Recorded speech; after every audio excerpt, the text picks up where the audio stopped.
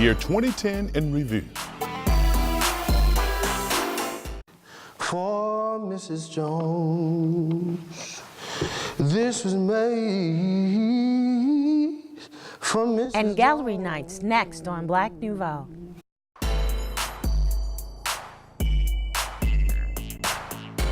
Good evening and welcome to a special edition of Black Nouveau. I'm Milton Dockery. And I'm Faithe. We're glad you could join us. On this edition, we'll look back at 2010 and project what may be ahead in 2011 with our panel of reporters. We'll reflect on some of the best gallery night activities and offer comments on making plans for the new year. But first, for many of us, 2010 was the year African World Festival returned and was joined by Afro Fest. Bobby Drake attended both events. People have made general assumptions and confused the two festivals, both African World Festival and Afro Fest. But if you had to make the difference absolutely clear, what would you say? For the last couple of years, there had been no festival. Right. So it's time for us to step again. I feel so strongly that we need to be represented. We're the largest ethnic group, in the state, Afrocentric group, and we should be represented. And so I talked with people. It wasn't Mike Brock's I put it out there. The community stepped up. All of our entertainers out here are volunteering. The vendors, everybody's volunteering. Nobody's getting paid anything. So, I mean, I'm just so proud of the community for stepping up and to believe that we should be represented.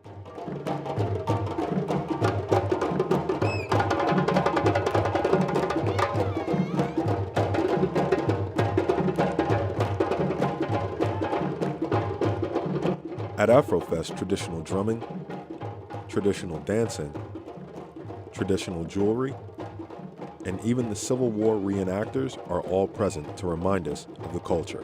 This is something that I want to hand over to the youth. I was 26 years old. It was 25 years ago. I was 26 years old when I started Afrofest. This is a young person's game. I would love to hand this over to young people, but we have to show them how to do it the correct way. These are people that's already been through this, what we're going through. So it's better just to come as one and be together, and it's young people that should be trying to do something with that. The Afrofest legacy I am not too familiar with, but as far as activities for the African American and the African community in Milwaukee, I think this is a very important opportunity and event that is occurring here. And I hope that this being the first one, it'll continue for years to come and not be considered a rival to the African World Festival, but another option for citizens, residents of Milwaukee and the surroundings to attend. And with the return of African World Festival, we have to ask, why were they gone over the past 2 years? I mean, after a while, an organization just needs to reorganize and determine which direction they're going to go in. So we had to reorganize, and we had to realize that our forefathers left us a great charter to build on. So that's what we did. African World Festival has seen many changes over the years, but the young man involved in the shooting was also present this year. I haven't, as she explained, I did put a bad name on the African World Festival. I did call and wanted to send my deepest concerns and sincerity of my apology to the African World Festival. I'm not perfect, but I'm getting there. I'm helping myself out. And like I say, my backbone is what I'm living for right now. But I would like to definitely apologize to my community and also to the African World Festival of that incident. Thank you. To intergenerationally bring into the whole mix all kinds of generations so everyone can learn the template. Then we'll know that the festival will continue beyond my ability to be a part of it. So, Joe, what brings you down to African World Festival this year, man? Ready to do my thing here, man. Yeah? What are you getting ready to do? Get ready to do Potawatomi stage at 3 o'clock, me and Soul Trio. The return of African World Festival has many excited about the continuation of a long-standing tradition. Joe Jordan sums it up best. The great music, coming from all kinds of music, and the great food and the spirits and the art, it's just so much going on down here, I look forward to it every time.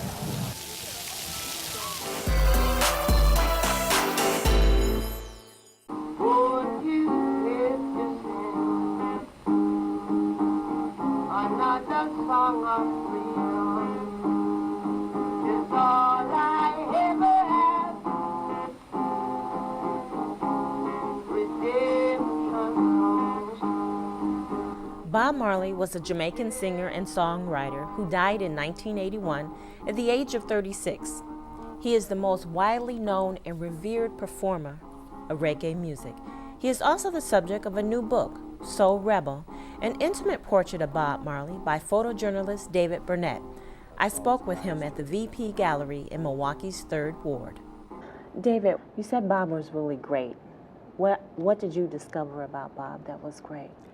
Well, he is a year older than I am, and at that time I think I was 29 and he was 30. And I, as a 29-year-old photographer, I had worked all over the world. I'd done a fair number of things. I had never thought, even remotely, that I possessed any wisdom. I mean, I knew how to travel. I could take some pretty good pictures now and then, but wisdom was just not in my list. And as we sat that afternoon speaking with him, every time something would, the reporter would ask a question, and we were actually working as a pretty good team as a photographer and reporter, because his questions would let me kind of wander unnoticed and photograph. But I'm kind of listening in the background as I'm looking through my camera, and I'm thinking, almost every time he said something, I just think, this guy is really wise. I mean, he's 30, and he's just got it. He's got it figured out. It's great. I mean, you meet a few people like that in your life who really have a very good and complete understanding of who they are and what the world is about. And in this case, with Bob, I really got that feeling very quickly. I think that feeling comes across very clearly in your photographs. And you've taken 1,000 photographs of other people throughout your career. Why a book on Bob Marley?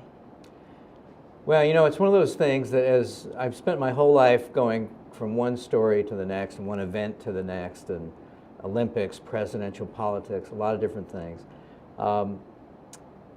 At this point, I spent that week in Jamaica, and then the next year I traveled with Bob and the band on the beginning of the Exodus tour for about 4 days for a Rolling Stone assignment.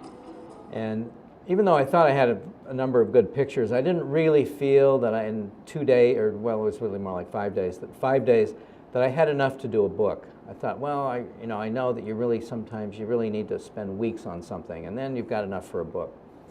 And there were always like my favorite dozen pictures or so, which are really pretty much what are on the wall of the gallery here.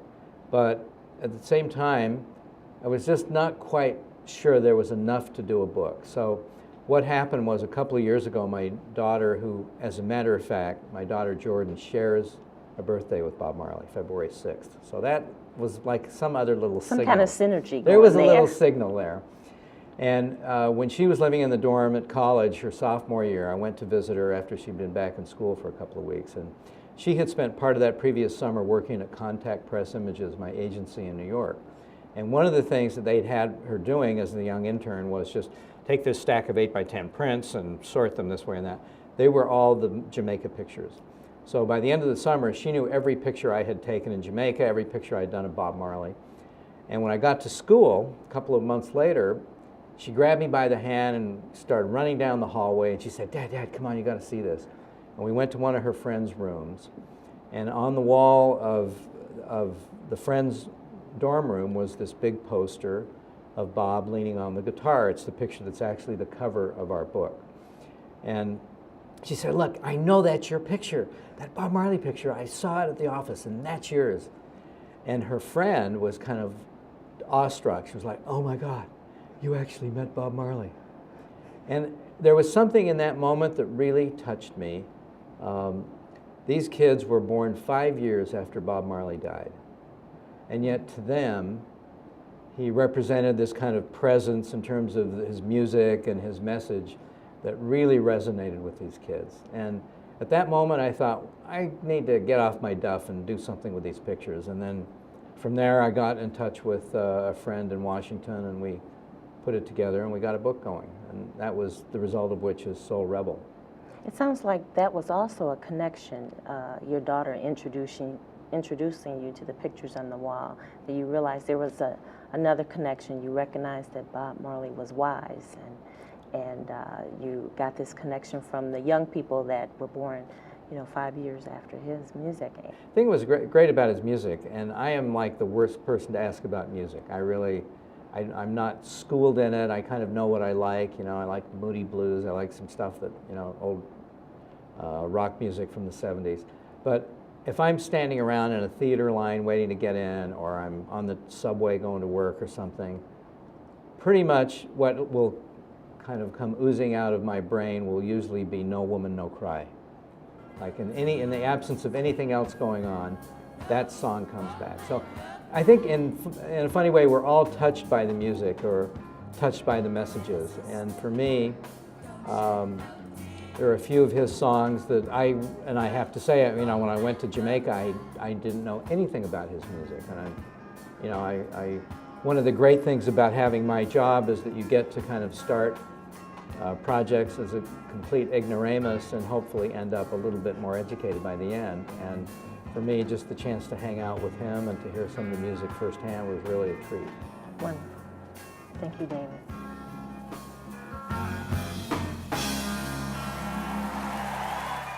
This was made for Mrs. Jones.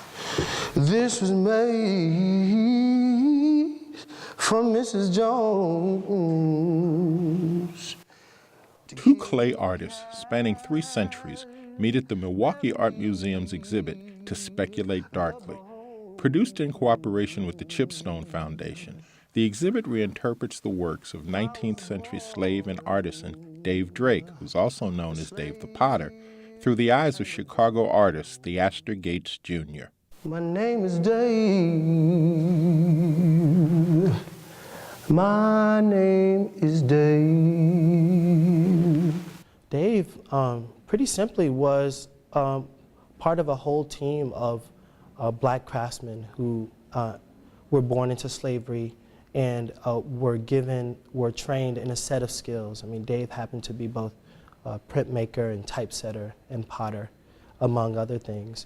And he was apparently the most prolific and the most astute potter on the Miles Landrum plantation, and as a result was given a fair amount of freedom to make the kinds of works that he wanted to, including the ability to write small couplets, small poems on the shoulders of his pots, and also to sign his pots. So the reason we know so much about him, he's so identifiable, is because he had signature, which so often for the labor class in general was not possible. Dave's ability to read and write reflects skills that history tells us most slaves did not possess. Gates hopes the exhibit will help viewers question history. I always assumed that if I saw it on a wall or if I read it in a book, that was truth. And what I've come to realize is that while the facts that are in books might be true, sometimes not, that there are also multiple perspectives about what history means and how things get interpreted. And so a war that was a success for some is probably a war that was a huge devastation for others.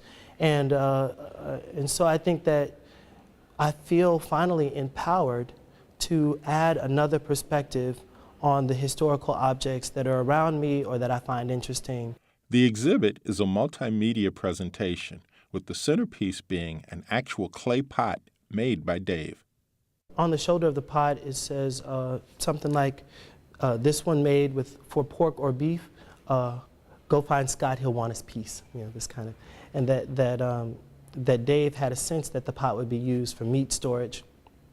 And salted meats was the way you preserve things. You dig a hole, you put a pot in, you put a lid on it, and from meat storage to fermentation to water storage, I think Dave's big vessels, they were to be used.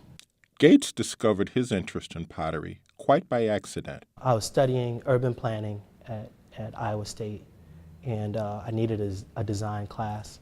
I didn't want to take a drawing class. I was pretty good with my hands.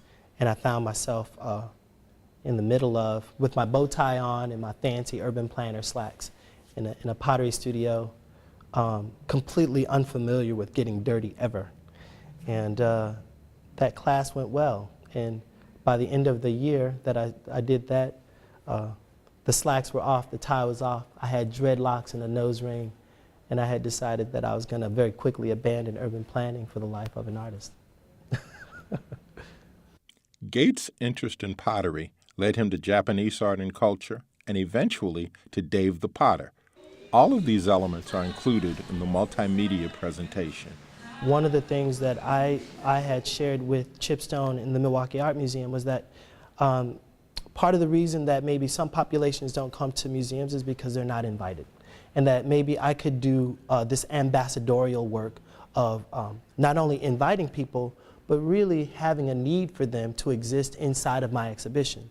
That need would compel them, hopefully, to want to be a part of it and then want to see themselves reflected in the product, the byproduct of our engagement together. And so I reached out to my Facebook friends in Chicago and reached out to some African-American churches and other singing communities here in Milwaukee and told folk, you know, I need a choir that I can bring together that can sing this music that will help amplify the historical narrative of Dave the Potter.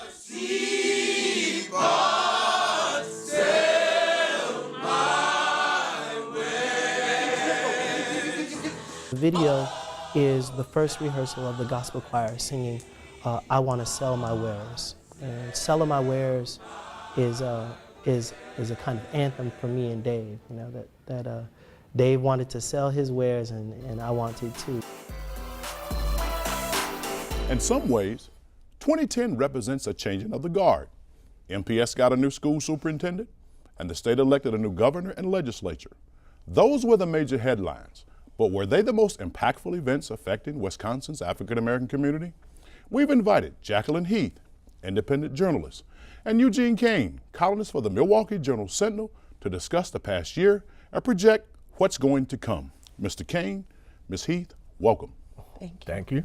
Mr. Kane, is the economy still the big story of this year and the lack of jobs? I would say so.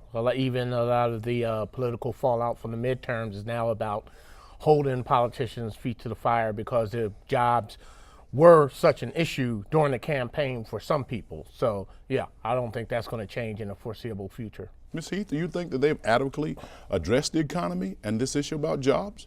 I really don't think so, because if they had, the unemployment rate would be dropping somehow, or you would hear these massive stories about, you know, hundreds of thousands of jobs being added to the economy. If job gains are reported at all, it's a few hundred here or a few thousand there, and that's not even beginning to make a dent in the unemployment rate. Ms. Heath, what impact do you think this recent election will have on the future? It's kind of hard to say, because I think everyone is kind of still recovering from the shock, shall we say, of just a whole sea change in terms of the party in control and so forth. And we don't know we know what they've said in campaign rhetoric and so forth, and we're starting to get an inkling of what might come to fruition. Okay. But we really don't know. We don't know if politicians are going to listen to the people, or are they going to go off on their, you know, personal crusade and their agenda and their, you know, their tenets of what they feel is important, regardless of what people need. Mr. Kane, did we understand the importance of this election and getting out the vote? You mean? African Americans. I tend to think in Milwaukee County area, there was better turnout than a lot of people predicted or expected. So I've heard the rhetoric that one of the reasons that Wisconsin has basically changed from a blue state to a red state is somehow because the coalition of folks who voted for, let's say, Obama just didn't show up this time for the midterms because there was no real charismatic person at the top of the ticket. I can buy that up to a certain point, but I do think the economy and essentially the conservative politicians who managed to bring out their own vote, that was probably more of an indication of what happened this time around than minorities just not understanding how important it was. What do you think could be done the next time to motivate minorities to get them out to vote? Well, I've always said, again, based on the evidence of 2008, it's got to be a coalition. It can't just be black or brown folks. It's got to be young white people. It's got to be gay people who feel like they're not being listened to. It's got to be Latino folks. And I think what will bring them out essentially is these 2 years leading up to that, seeing what people in power do, and perhaps it will prove to them how important their vote is, because they'll see the evidence of what happens once you let a lot of these other folks into office. Ms. Heath, you want to add anything I to that? think it's startling to me, and I agree with Eugene, but it's very startling to me how short-term the public's memory is. Because, you know, in my wildest dreams, I could not imagine re-electing and re-empowering a party that essentially got us into this mess in the first place. How can that happen? Perhaps people don't really understand the gravity and the depth of our predicament with the economy, for example. They're impatient. They saw President Obama as this wonderkind with all these abilities to just snap and make something happen. But as we know in the real world, it doesn't happen that way. And he's also dealing with some, what I feel is an undercurrent of both overt and covert racism. I mean, one of the Republican soon-to-be leaders got on TV and said, and I almost paraphrase or quote, "My mission in life is to make sure that Barack Obama is a one-term president." Now, to me, that was a statement of treason, because if you're going to undercut the chief executive of this country, who's put in power and by oath to do his best to do what's good for the country, and you're going to come out and say, "Oh, no, no, no." So. Changing topics. Mr. Kane, can Dr. Thornton make an impact at MPS? Well, certainly he can. I guess the question is, will people give him the environment, the atmosphere to do so? I've come to realize, I don't know if you agree with me, but over the last 20 years or so covering public education in Milwaukee, I think probably the worst possible time to make any predictions on a new superintendent is that first year that he comes in. Because we've all seen, you know, I've covered at least, I think, 5 or 6. You've probably seen as many or more. And there's just nothing you can come from during that first original honeymoon, because usually they all will say the right thing. They'll reach out to people in the community, and there will be goodwill in the community because people realize it's a hard job, it's an important job, and they're going to lend him their support. But in terms of saying right now, will he get the job done, I have no clue. Ms. Heath, there's been a changing of the guard at the local NAACP chapter with the election of Attorney Hall. Talk about that briefly.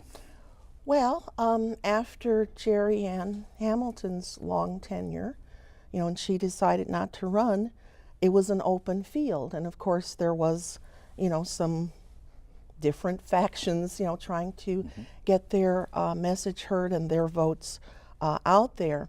I think, though, bottom line, whatever happened to get us to this point, I think as African American people, we have to remember that this is one of the oldest continuous organizations that has advocated for the rights of people of color.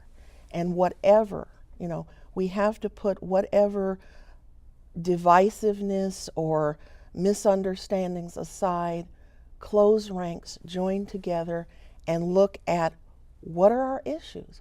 What can we do to make life better for African American Milwaukee? Mr. Kane, in 30 seconds, what is your projections for 2011? Oh, projections again, huh? Got a lottery ticket number you want to give us? I should have brought my crystal ball in a lot of ways. But I do think Scott Walker is going to show us what he wants to do as governor of Wisconsin with this recent decision to turn back $800 million in federal funds. He has promised 250,000 jobs, so I don't think he's going to be able to make up the difference. So that's one of my predictions, is that we're really going to see what this turn from a blue state to a red state, what it means in terms of actual human costs, in terms of economic development and jobs. Ms. Heath, what are your projections? Well, bottom line, if somebody can turn away $810 million federal dollars, I just can't think of what else is going to happen. It's open. I'm waiting just to see. You know what? Like we both kind of scared about the future. What do you do for an encore after that? Okay. You know. All righty. Well, Mr. Kane and Ms. Heath, thank you for joining us. Thank you. Thank you. You're welcome. Before we close tonight, best wishes to you and your family.